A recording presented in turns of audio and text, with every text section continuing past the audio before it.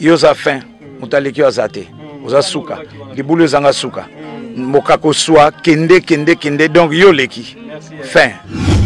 Suivez www.panzasangoyacongo.com.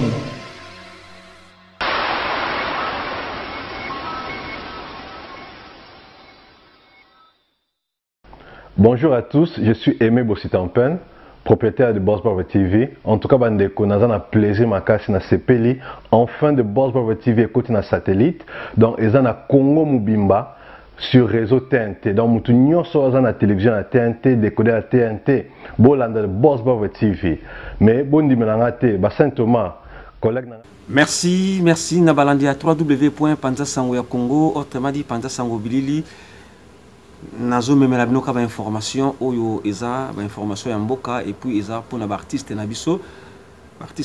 otozo mona baza un peu négligé na mboka Congo RDC to éviter eza pour na bakisi ou pas ou négligence kaka ou agene ou diamba je sais même pas artiste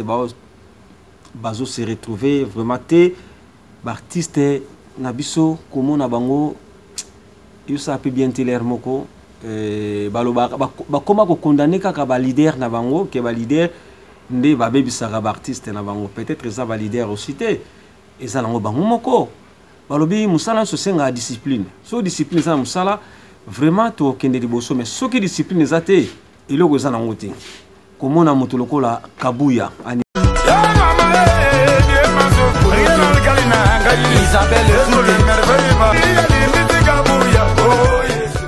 il y a Dicap la merveille, El Marabioche, Kabuya na niveau Komeli, vraiment na évité bana Kini, bana Paris, bino bat bozolo ndapi bozolo bisaye na ba interview, bozo mona situation Kabuya komi na ngote, bozo tika ya loba et puis bosse kaka. Vraiment na senga na président Fali sala le nécessaire pour na artiste na yo oyo amarkaki na mouvement na yo. On a marqué un mouvement na yo na temps oyo esenga ke asala pona yo en tout cas soutenir ye parce que comme on a Kabuya côté lengana ko akomi lokola mutali boma akomi koloba ba n'importe quoi ba komi kolobisa lobisa ka ndengwana vraiment c'est pas digne bale no zwanga bi azaza ba chapati mbo imenaza gari nanga libwe ba fe ya eki bango baya ni zambe bonza mabo mangaje na ba kwiti miguna boga anda mamibima teto kangae kangwa ba ya no beza rupase nda mamibima sana mateyo mabiswa c'est pas digne na président Fali Poupa parce que tant bazomo na Kabuya bazomo na maman Fali tant bazomo na Fali bazomo na maman Kisi tant bazomo na Kisi balobini ni ke les muso Fali mutasali ba jenae pour Kabuya akoma ndenge wana alors président Fali tozela raté mutu akufa to ou bien Mota bandolo kutamatiti na fulu poto aider. C'est le moment yango Kabuya azo perdre déjà mutu koluka solution ya kusungande kona Kabuya parce que asala kipe na mouvement na yo muda Fali yo muda vange gitu ana poto vi bobo sananga pona ya poto te aboiba na poto na zakari zo iba nanga amuda Fali yo Kabuya ba embogo yo na dingi na zigani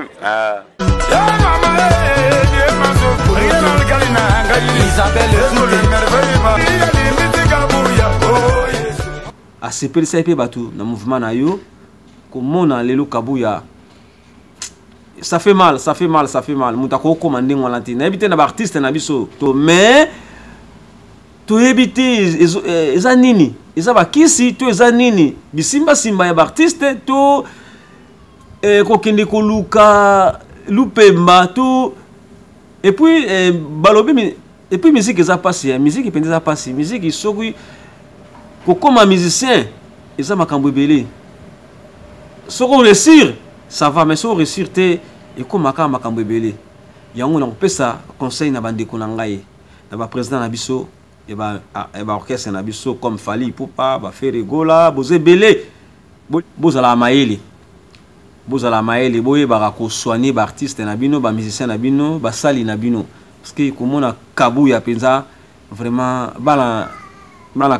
café baloba ki bakoloba bana café balobi bakoloba pona Kabuya vraiment bakotika ndeko na bango a perdre mutuka ndingwana te bakoloba vraiment actualité ngana ebsamno na mukola lelo ya ngwana président Fally Ipupa vraiment la muka sala le nécessaire oyoko sala pona Kabuya et puis le reste on verra ça après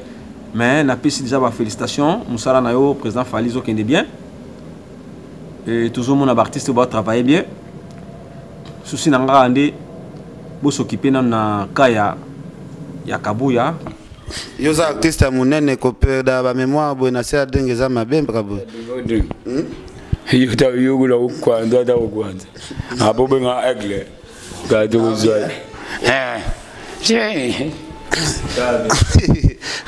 alors bon comprendre ka Kabuya tu ebi ke ata oza famille na été mais na moi contribution au salaki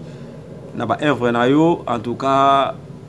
reconnaissance ezapenda malamu mingi. Merci président Fally Ipupa et puis Kabuya bato ya losambo bota Kabuya penda na losambo mingi parce que azoki na kubunga ça fait mal